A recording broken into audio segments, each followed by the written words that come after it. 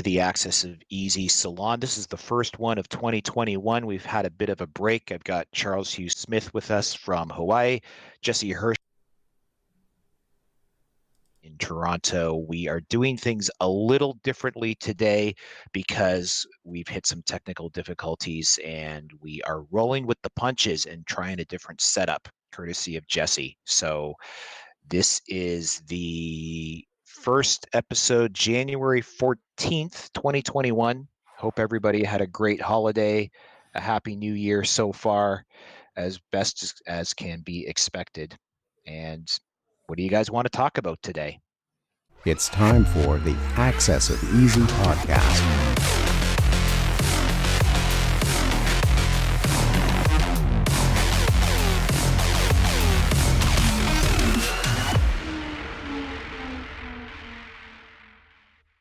Okay. I've been having conversations with friends about the lack of civic obligation here in the U.S. about following the rules to do what we can behaviorally to limit COVID-19.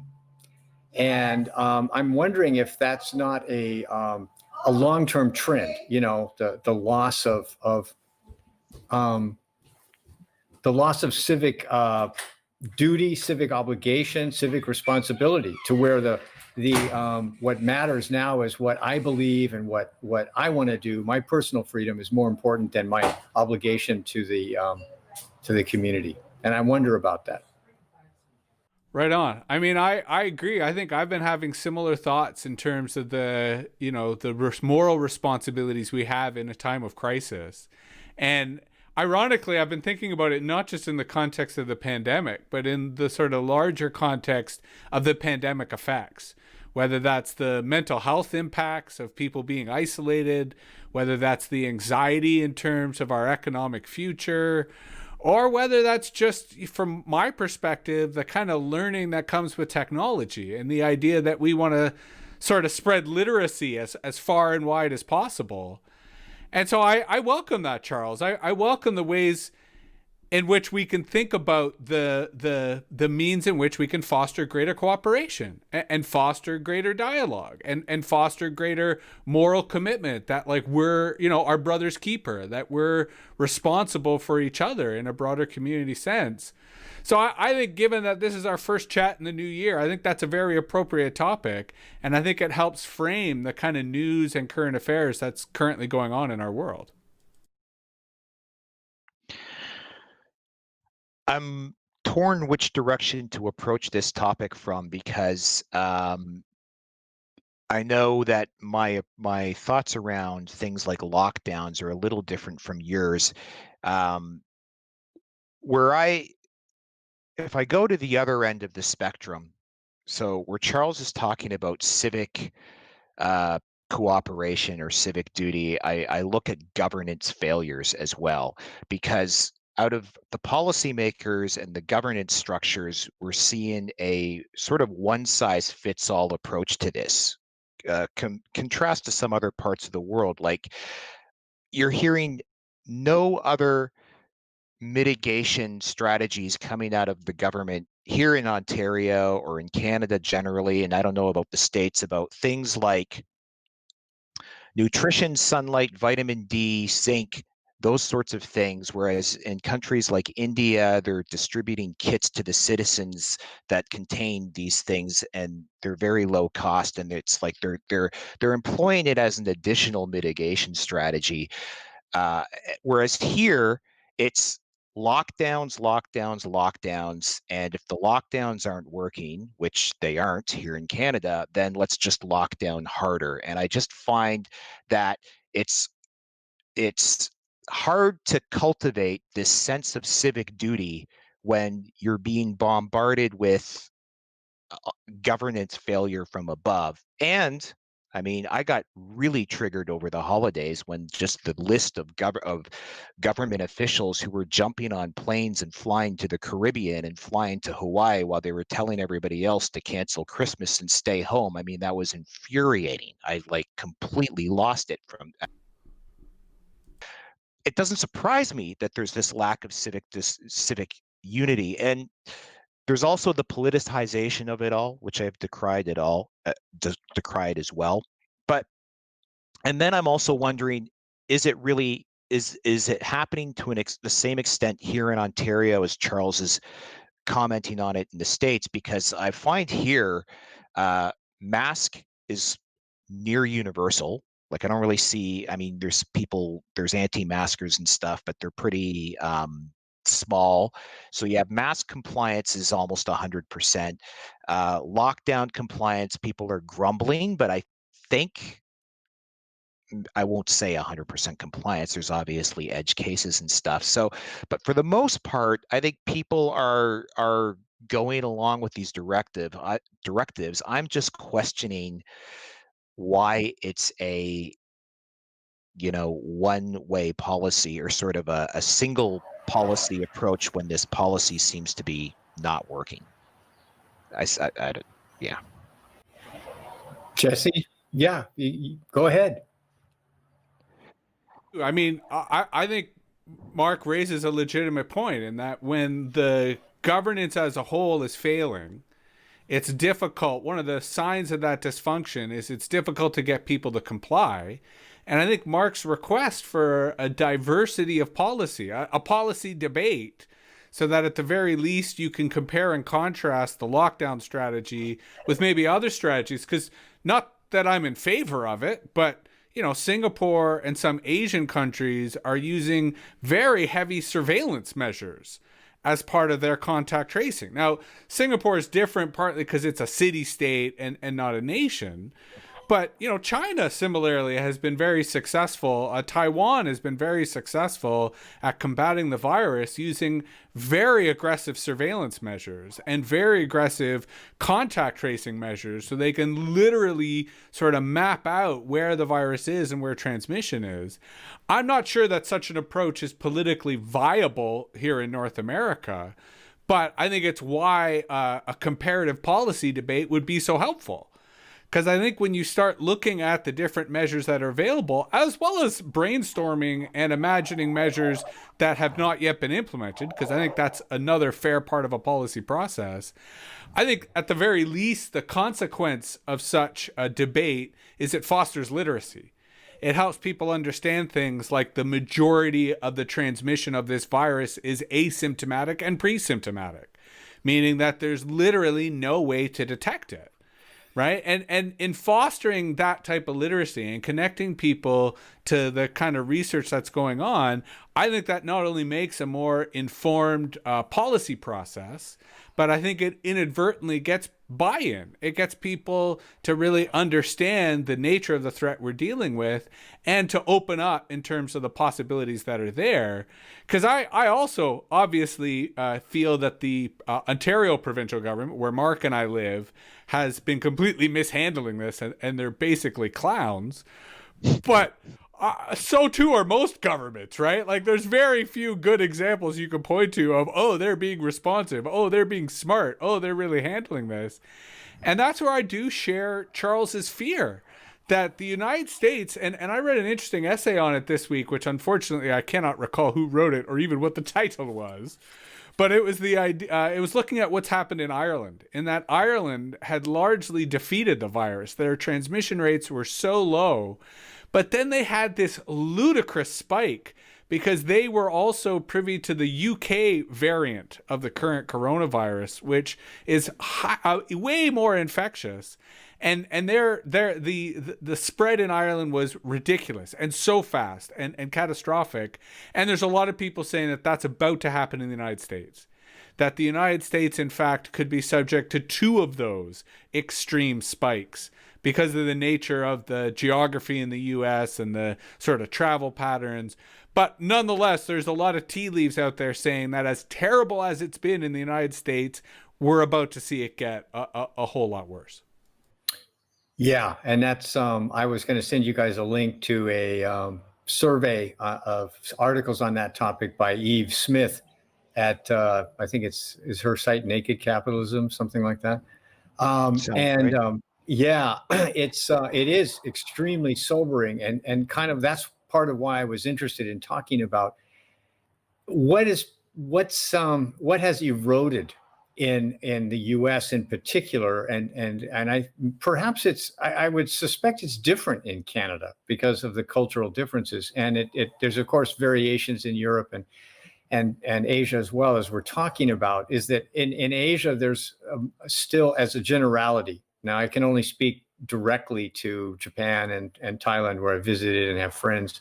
But I think Korea I've visited, it would be a good subject, and Vietnam too has been very successful. But I think there's a really high level of social obligation and social responsibility. And it's not just, I think in the US, we have this sort of, blinders view that, well, that's because they're obedient and passive, and they just do what the government says. And it's all like, well, that's not quite all that's going on here. Yes, they do tend to be more obedient to the government. The government is much more, in a lot of these countries, is much more ready to take decisive action against citizens who don't follow the rules. Singapore being a good example of a democracy that has zero tolerance for idiots that endanger the entire community. So I think there's something else going on. It's not just obedience to authority. It's all like, well, this is my duty. This is my responsibility. This is part of the social contract. And in the US, in thinking about it, it seems to me the social contract, like so many things, has become one-sided. The government or somebody is supposed to take care of me and give me free money and free opportunities and this and that. But what's the obligation of the citizen to his or her community? And it's all like, well, none. And it's all like, well, maybe that's why we're going to hell in a handbasket with COVID, is that there's no sense of personal responsibility to the community anymore. Never mind authority. It's like, you can figure it out yourself. You don't need somebody telling you. And I think I noticed that in Hawaii, being, I think, perhaps an island state and more of a tolerant society, because there's a lot of ethnic mix here. There is no majority ethnicity here. But people are really, and the public health message is, you are responsible to, whether you like it or not, you're responsible to wear a mask to protect others. Never mind what you want to do or what you believe. It's your responsibility. And the Hawaiian word for responsibility in this sort of broad sense is Kuleana. So this is the promotion or the PR, and it seems to be working. People feel that they owe it, never mind if they like it or not. And that's something that I don't see anywhere else in the US at all. And that troubles me. I think what feeds that, what makes it so much worse, and I don't see it being terribly different in Canada, maybe a milder form of it, is how it all became politicized. And that's what really, it exhausts me, really, that it was just absolutely political. Well, not from the word go, but as it started to play out, and it almost demarcated along party lines. Like, you don't hear a lot about, well, I don't even want to say one name or the other, but it just seemed like, here's something that's an intractable problem, no matter how you slice it. There are no easy answers. If I can quote Munger at this point, Charlie Munger, it's like, this isn't easy, and anybody who thinks it's easy is stupid, right? This is the situation we're in. And so we have this situation that's hard enough as it is. And then you have to project political imperatives over top of it, so that if you believe this and you don't believe this, it means that you think like this and not like this. And it's almost mind numbing. And I was going to say that, Charles, there's no sense of civic duty because personal responsibility isn't a thing anymore. And, I lean libertarian, and we're all about personal responsibility. And I think where people sort of take libertarianism to its cartoonish extreme, is that, well, libertarians want to live alone on an island, man against, war against all, and you don't need anybody else for anything. And that's not really it at all. I mean, libertarianism, as I understand it, is we all take responsibility for our own actions, and we can't really get big things done without cooperating with each other. And we're only going to cooperate with each other if we all, all parties involved are getting mutual benefit and mutual value from whatever is happening. And so a civic responsibility kind of endeavor, like dealing with a pandemic, you're not really going to see the benefits firsthand, right? If I wear a mask now and it stops, I go to a long-term care home and no one's going to get it. Well, I don't, it's almost like, sorry, I'm kind of drifting, but it's almost like the business I'm in as my day job in the DNS business. As long as you're doing everything right, nobody notices you exist. And you only get noticed when things go wrong. It's kind of like that in a pandemic. If you're doing things right, nothing really comes of it. If you're doing things wrong, then the situation just gets worse and worse. And so it's harder, again, to get people to retain that sense of civic responsibility, because I think we've really quashed that sense of personal responsibility over not 2020, not 2019, but over generations. It's just kind of been iterated out. I mean, I've been rereading The Fourth Turning by Strauss and Howe, and it is kind of playing along there. I mean, it's not a predictive or a prophetic thing as much as it's a framework for looking at how cycles affect the trajectory of events. And I think they did do a fairly good job of describing what a fourth turn looks like, and we're in one. And yeah, that's just kind of the nature of this, the generational seasonality we're in, is that there's this diminishment in personal responsibility and this diminishment in civic duty. But I think we're going to see it start to reverse. Maybe, I hope. I don't know. It's going to be a rough few years, though. I was coming into this thinking this should all be largely in the rearview mirror over the course of 2021. And now I'm just thinking, welcome to the jackpot. This is the next 6 to 10 years.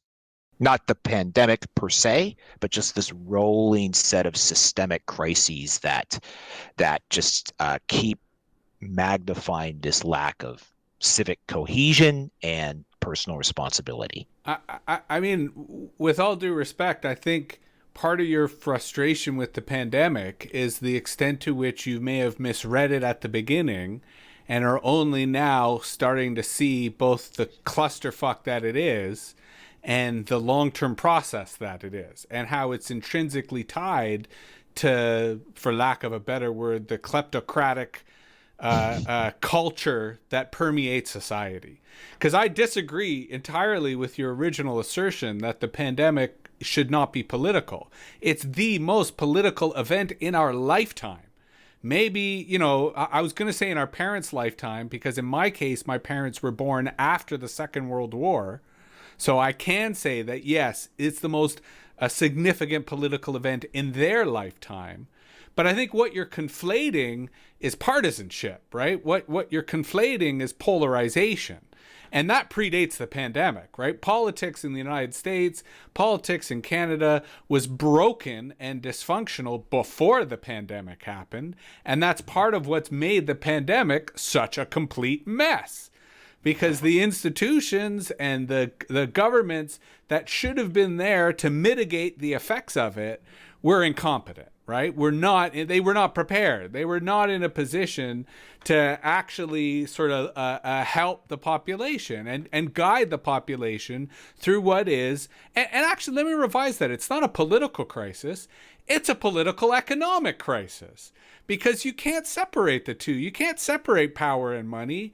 And power and money from 2008 was already in this kind of bifurcation in which the rich were getting richer and the poor were getting poorer at such a radical rate.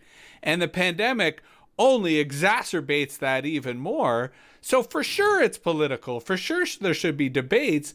But I share your frustration that there is no debate going on. that there is no discussion going on, that there's name calling, that there's, different sides sort of, accusing each other of being on the other side, but not actually having a conversation on how we should be addressing this. And that's where I think your other point, which I will re-articulate, that the culture of narcissism is the real liability that our society faces. And we've been nurturing narcissism for, the last several decades at the very least. And it's this idea that life is about you, that, your pursuit in life can be all about your own interests, your own pleasure, without recognizing that individuals only exist because of the security that communities provide. And there needs to be a balance. Just as there's a balance between rights and responsibilities, there needs to be a balance between your individual liberty and your social responsibility. And the culture of narcissism has eroded that. The culture of narcissism has created this world in which attention is the end, justified by any means. So, who cares if it's a pandemic? Go out and do a photo shoot, go out and have a party, go out and, have some influencer event with your other friends who are social media. And I only say that because in the last week, there's been a bit of a backlash against, in particular, some TikTok influencers who spent the holidays all partying with each other. To your point, Mark, the same way about politicians who tell us to stay home and then go on vacation in a private jet to some, Caribbean destination. So I think Don't that's... get me started. Right, but that's the point, right? Is that the narcissism of our culture undermines the message that we're all in this together. And we are all in this together because the virus doesn't care about our narcissism, right? The virus doesn't care, whether we wear a mask or not. It's gonna infect us. The mask helps limit the virus, but it's not a magic wand. I mean, we need more than just mask wearing. We need people to be smart about how they relate to this pandemic. And when our leaders are dumb, well, it sure makes it difficult for people to be smart. Yeah, all good points. I'm going to pick up on your culture of narcissism, which I think is so true. And I'm interested in where did it come from? Or in other words, how come it's gathered velocity or something in the last 20 years? And I think there was a book in the 80s that was called the Cultural Contradictions of Capitalism or something like that.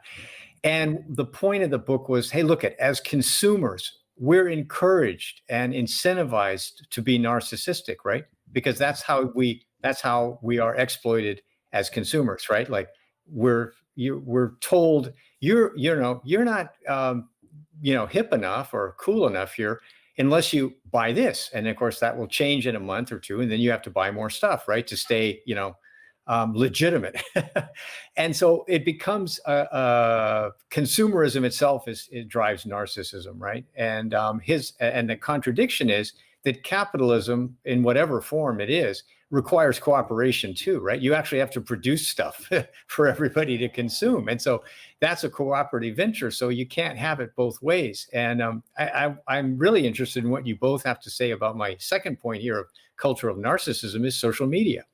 And it used to be, back in two generations ago, if you wanted to see your name in print or something, you could write a letter to the editor of the local paper, or you could be really lucky and be standing in front of the house fire that the local news crew is visiting. And then you might be in the background there, and you could wave to your friends or whatever. And so now it's all like, what I call the billion channels of me.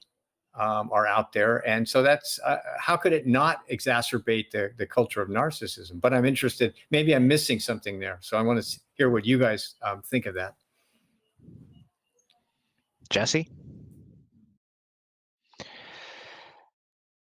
I mean, I was listening to you saying that and thinking, yeah, I know exactly where this all comes from. It comes from the mainstream media. And then you got onto the social media thing. I said, no, it doesn't come from the mainstream media. It comes from social media. Like it was just jumping, like almost hopscotching from, yeah, this is the problem. No, this is the problem.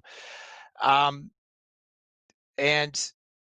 I completely lost my train of thought.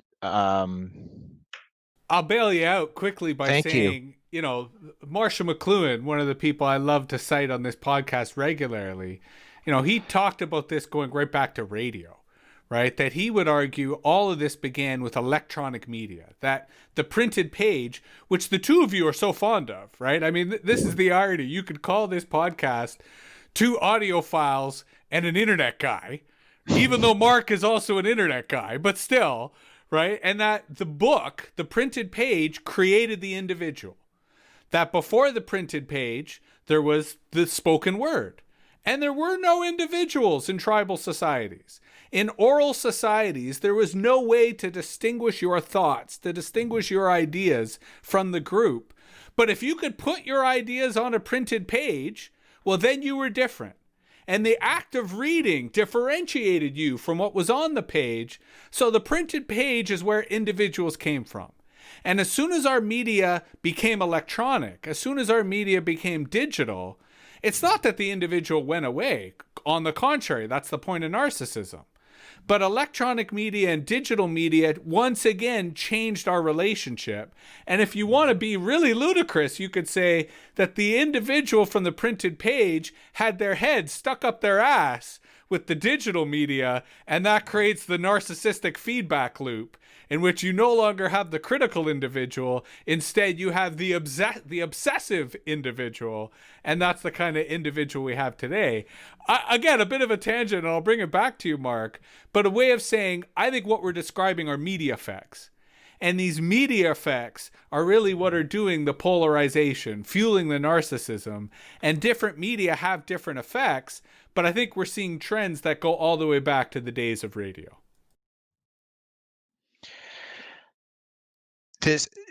What you said made me think of something we were talking about, not we, but on a security mailing list I'm on.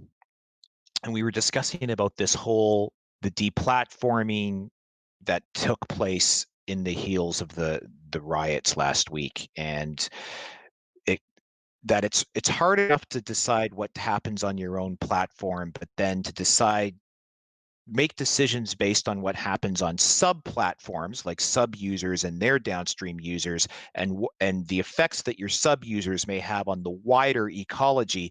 It comes down to demarcation points. And it's really hard in this day and age to figure out where are the demarcation points. There's an old, I think, anarchist maxim that says, your rights end where my skin starts, right? And then you have some libertarian or anarcho-capitalist people that I say, they're the ones that give us a bad name, because the phrase I always use is, you make us look like a bunch of solipsist douchebags. Okay. It's sort of like, I am the only thing that exists in the universe and matters. It's like, no, it is not your God-given right to drive drunk, because you're incurring on the rights of everybody else that you're sharing the roads with. But coming back to your point, Jesse, when it goes from the book to the electronic media and then to the social media, these demarcation points become extremely blurry. Okay, so I'm running a DNS company, and then somebody sets up a website that's now talking to people who are on some app that's in their pocket, that's connecting to some other ecosystem, and some sort of mind virus is traversing along those rails, causing all kinds of whatever undesirable outcomes. How do people? So it's stewards of these various different pieces of the systems are trying to decide where the demarcation points is, where do they apply pressure, where do they let things run, and then individual people inside of these systems are saying, that doesn't matter, that's not my problem, this isn't my problem, the only problem I have right now is that I don't have what I want right now, this moment in time. And as I talk it through, it's like this realization of just how fractal and fuzzy the whole thing is, as it went from, as you say, Jesse, like Gutenberg to the book to the radio to the television, and now here we are with the global internet. And pretty soon, when we're walking around with wearables and IoT sensors everywhere, it's like the whole thing is going to be a mesh that blankets the entire civilization that you're living in, like a picture a smart city like Singapore or someplace. It really, I don't have an answer to it, but it really, because there's that balance there of like when you have this overriding imperative, such as like this pandemic, of like, this is what has to happen versus the individual nodes within this sort of mesh saying, what can I do about this, or what is being done to me about it? I don't know if that made any sense at all, but Yeah, well, there's a lot of levels in all this, as all of our salons always have multiple levels. What I think about when I'm listening to you is I'm going back to Jesse's word, which I think is really important here, is the literacy. How do all these layers of media add or detract from the general literacy? In other words, obviously, YouTube University, you can learn a tremendous amount, and so that's a huge plus to our general literacy. But I suppose you could also argue that if you're going to enter a echo chamber, social media environment, then you're actually depriving yourself of literacy. Well, and I think it's interesting, your point about the echo chambers. I'm going to push back on a little, but not as a form of devil's advocacy. In that there's a part of me that kind of appreciates echo chambers. And I don't mean echo chambers as we imagine other people having them. I mean the echo chambers that we all actually have, right? Like, if we are to be honest, everyone, for the sake of their sanity, constructs an echo chamber. And the parallel I'm trying to draw, and Mark, you can go with this where you will, is I think there is an appropriate analogy here with Plato's cave. That the echo chamber is meant to evoke the notion of Plato's cave, that we are not seeing reality. What we perceive as reality is just the shadows that the actual action are occurring, let alone what Plato actually advocated, which is getting the F out of the cave entirely, right? And yet, what I'm suggesting, especially in a pandemic, is that there's comfort in the cave. There's comfort in watching those shadows, even if it's just entertainment, so that amidst the chaos of what's going on outside, that there is a little bit of sense of security. And so that's where I do agree that one's capacity to develop literacy is far better once you get out of the cave. But I want to call it baby steps. Call it accessible actions that any individual can take. I think that we can both acknowledge that we have echo chambers and maybe configure our echo chambers a little differently. Because that's kind of what we do here on Axis of Easy. Because on the one hand, we are an echo chamber. Because most people are not as educated, not as self-aware, not as curious or inclined to research as the three of us are. And we are of a similar, demographic, ethnographic background. But politically, we're all different. And we enjoy our conversations because we bring a difference in perspective and we bring a difference in ideology. And so even though we're technically an echo chamber, I think the diversity of our particular echo chamber benefits us as individuals. And so that's where I think that on the one hand, it's important to recognize the correlation between echo chambers and narcissism and the dominance of echo chambers as our contemporary media configuration. Right? All people right now are in echo chambers. They experience the news in the world through echo chambers. And rather than disparage echo chambers, maybe we should just say, yep, we all got them, but we could do a better job of managing them. And there's ways in which we can adjust them so that they're not so toxic. Because I want to hypothesize, and I say this only in the sense that my response to the events of the last week, the last 8 days, is I've, thanks to Twitch, thanks to other media, been able to get firsthand accounts.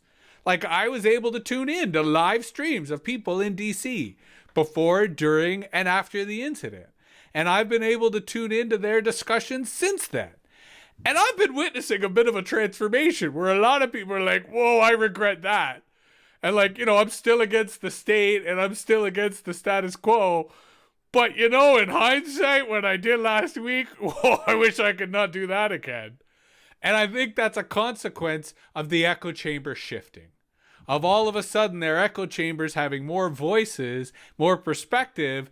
Their politics haven't changed. They're still oppositional. They're still anti-establishment. But maybe they've seen through some of the illusions that they used to hold on to. And we all have illusions. Again, I'm not suggesting even illusions are bad.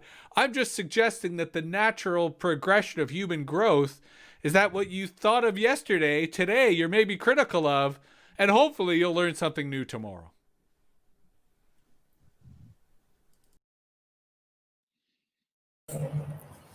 Mark, go ahead if you want. Well, I thought you were going to say something, so I parked what I was going to say. But going back to my ears perked up when you said the Plato's cave thing, and it's a point that I've brought up. Well, I think we've all brought up a few times in the past. Is my problem now is, I've just lost complete faith in the media, like the mainstream media channels. So I get all of my input, all of my news from alternative sources, and the alternative sources never went to journalism school. So it's like, there was supposedly this level of Although profession. some of them did, right? I mean, Some of them did. yeah. Yeah. Like, be honest in that alternative sources it invokes a ludicrous level of diversity. Like, there's so much diversity there that it's hard to generalize. Yeah. And then kind of realizing that I'm even an alternative source, like with the AxisOfEasy weekly thing. To a lot of people, they say, I get my technical news from you, from this thing. And it's like, okay, I have to kind of function as a reporter, and I take that job seriously. Like, if I put something out and someone says, you got this completely wrong, I mean, I try to fix it. At least I think I do. And I'm just not seeing that. And I just feel so let down by the mainstream press that it just breaks my heart, because I remember I used to just watch this stuff, and maybe it's a good thing, I don't know, maybe it's always been this way, but I used to just watch it not uncritically, but I used to think it at least resembled reality. And I know, and the problem today is, I know it probably resembles reality, but I'm so disillusioned with it that I no longer believe it resembles reality, which makes me detached from reality, because I'm disbelieving things that are probably at least semi-true. And I'm self-aware of that.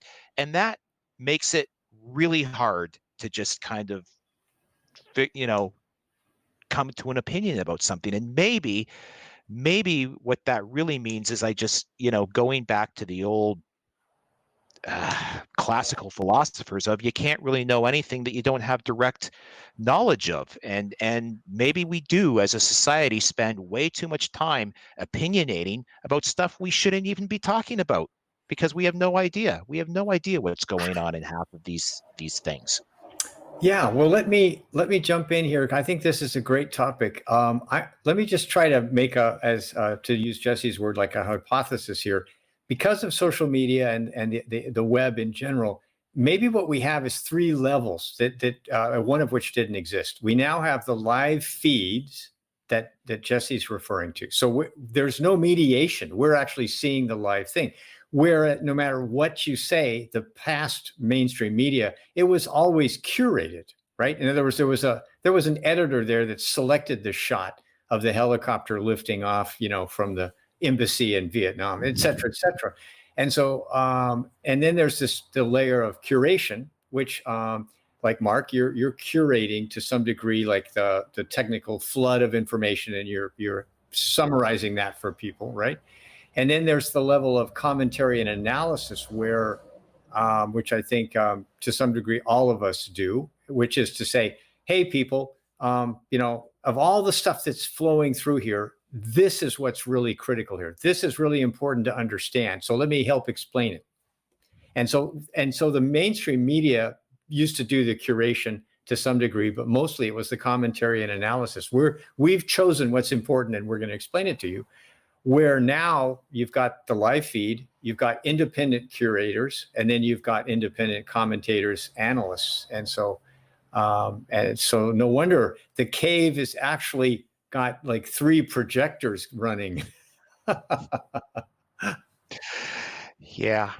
It's like the old 60s nightclubs where they had like the different, projectors running on the wall, and then the silhouettes of the dancers jumping around in front of it. And like, that's what's going on in our brains all the time now, Yeah. every day, every minute of it. We're all on acid now, right? It's all just one level of surrealness. But I think the other aspect to this, Mark, I want to push back on your use of the word reporter, because I'm someone who doesn't believe in objectivity, right? And I've never believed that there's such a thing as objective journalism. If they're not being transparent about their agenda, they're being dishonest. That everyone has a bias, everyone has an agenda. Your bias might be a desire to be as neutral as possible, but that in and of itself would be a bias, right? And so I think what you were describing was not so much a desire to be reporting, but a desire to be credible, a desire to be authentic, a desire to be honest to your audience, which I think is commendable and I think is important. I think what I see lacking in the live streaming world, what I find lacking in the social media world, is a lack of purpose, right? A lack of mission. And that there's a lot of people out there, they're not all narcissists, but many of them are, who, their only desire to use social media is to get attention, right? That is their bias, that is their purpose, and they're not being honest about it. So they're kind of just talking about whatever gets attention. So that could be a conspiracy theory. That could be a health quackery. That could be celebrity gossip. That could be anything. Versus I personally tune into people and follow people who they've got a stated mission and purpose. Sometimes I don't always agree with that purpose, but at least it tells me that they're focused, that they're not going to waste my time, that the curation they're doing is actually going to give me knowledge and help me out. And that's another thing if we're talking about media and we're sort of correlating it to politics, that's what I feel is lacking, both in the mainstream media and in social media. There are alternative outlets who do that. I follow them. I learn a lot from them. But I kind of feel that we're missing a culture of respecting people's attention. That it's too focused on the producer wanting attention, that they're not thinking about how do I respect my audience's attention and give them what they need as they know it, while also making sure that I don't feed them lies, while I don't feed them half-truths. And I think, Mark, that is what you're legitimately doing, right? That you recognize that you have this audience, that it's partly customers of your business, and you don't want to waste their time. You want to give them important stuff that they need to know to make the most of their world. To me, that's not reporting. It's better, right? That's the future of media. That's synthesis. It's curation. It's authority, right? It's providing a type of signal amidst the noise. And I wish more alternative media outlets did that, right? And I wish instead of just putting stuff out there, instead of just being a content factory, we're instead a little more had a purpose, a mission, a focus as to why they do things. And that's where I think the next wave of, we're currently in the anybody has a voice, anyone can say what they want, where the mainstream media is kind of becoming increasingly irrelevant. And I think the stars, the success stories of the future are going to be the people who have that clear mission, have that clear mandate, and respect the audience's attention when it comes to giving them the content that they desire. I think that's really well said. And it is, to me, it kind of clarifies my purpose, because as I'm listening to you describe the necessity or the value of having a mission or a purpose, I'm thinking, yeah, maybe that's why I'm still interested in doing this stuff after I've been doing it for 15 years, is I still have a purpose and mission, like my mission, and all of us to some degree. We want to clarify what we think is important and explain it and break it down so it's more digestible, or we've provided a context for something that we think will help people understand what's going on. And that's a terrific mission. And I think you're absolutely right, Jesse, that that traditional corporate media has lost that ability for a variety of reasons, and it's not necessarily instilled automatically in the culture of social media. Yeah, I think the curation function that Jesse, both of you mentioned, is an important one and one of the most abused functions today, because what'll happen, and I guess it's hard to measure the depth of what's important, what has momentum, and what isn't, or what will just be sensational if I amplify it, so to speak. Like I've seen some alternative media outlets, actually even mainstream media outlets, will wrap an entire story around something that sounds outrageous and outlandish, and it's really like a tweet from somebody no one has ever heard of that's had a story scaffolded around it, and suddenly it's a phenomena. And it's almost, and I think I even saw a reference to it in a BBC dramatization series. I can't remember the name of it. It had David Suchet played the publisher, and one of the editors said, "Look, you write the story, you want to have this oppositional slant to it, so just go on Twitter and find it. Somebody is saying what you want them to say. Find it, stick the tweet in there, and crap all over it." And it's like that right there is how the media industry works today, including the alternative media. I mean, I'll even say it. I'm thinking Zero Hedge right now. Sometimes I look at it and I'm like, I've never heard of this person and what they're suggesting, and no one would care, except it's on Zero Hedge right now saying, look at the crazy thing this person is suggesting should happen in the world. It's like, it'll never happen because no one's ever going to hear of this person if we weren't shrieking it from the rooftops right now. Well, and let me bring this back to my favorite hobby horse topic, which is algorithms and the way in which algorithms can be configured. Because what we're describing is the attention economy and the political economy of the way in which attention rewards people for stupid stuff. It rewards mainstream media for stupid stuff. It rewards random social media users for stupid stuff. And it creates the opportunity for a Zero Hedge. And Zero Hedge isn't alone, right?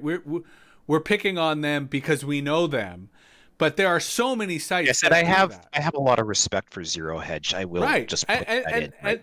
But my point is that the economics incentivize people to do that.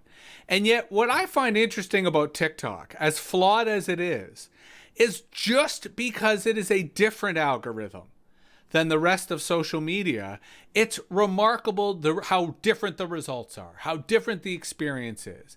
And it suggests that you could configure an algorithm to actually reward knowledge, to actually reward substance, to favor the unknowns, favor people who haven't had a chance, to sort of democratize Andy Warhol's 15 minutes of fame concept.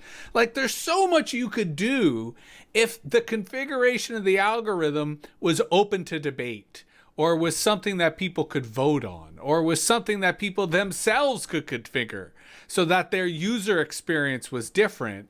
And that's where I think we could balance out the desire to let people post whatever they want with the corruption that the algorithm fosters when it comes to rewarding people for doing stupid stuff. Because obviously Twitch is where my current scholarship or obsession, to use a synonym, is currently faced. And it's remarkable how the Twitch algorithm is different.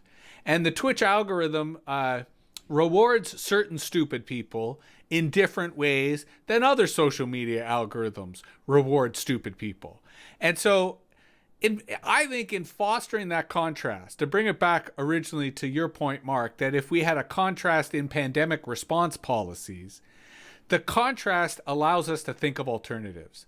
The contrast makes it easier for us to imagine a different way of doing things. And I think a lot of our issues with narcissism, with the corruption of the attention economy, are actually byproducts of how the algorithm's configured. And that we could play with different ways that the algorithms are configured and actually get much different results. Again, a hypothesis, because I'm not in a position to change the algorithm. But there's a growing amount of research that says, the way in which that algorithm exercises authority has direct influence and impact on the behavior of the people who are trying to game that algorithm. Well, this brings us to something. It's almost all-encompassing concept that I guess the Ethereum people would call layer 2, where they would believe that we should have as not bare bones, but as utilitarian framework, base algorithm, like base system to run whatever application you're running on. But then people have different priorities and preferences and tolerances of different things, and none of that should be put into the algorithm, because then you're making these assumptions on behalf of other people, and all of those parameters should be set at the vaunted layer 2 or level 2, where people can individually say, this is more important to me, reward this is less important to me, attenuate that. And I'm speaking in very generalized terms. I mean, we were talking about it in the Ethereum name service context of what's going to be allowed, what's not going to be allowed in an ENS name. And the purists would say we allow anything, but all of this abuse and network censorship and stuff, that all happens in layer 2. And even if all the players involved at the higher level, every single ISP, every single name resolver, every single socket endpoint is screening out something at level 2 because nobody wants it, it still has that optionality to exist, but it's just all decided at a level above it. That's kind of what you're talking about, where you're saying the algorithm should make as little decisions on behalf of people as possible. The algorithm should be functional, and then there should be this other ability for people to set the priority of, like, this is what's more important to me, and this is less important to me. And it gets a little beyond like just having a 10 million channel universe. You know what I mean? It's a whole incentive structure. Right. I was just thinking of the word incentive, and Jesse's word is reward, same thing. And I don't have a brilliant way to organize what you guys are talking about. I think it's really important. And what occurs to me is sort of an anecdote that I read somewhere, that when you just give kids,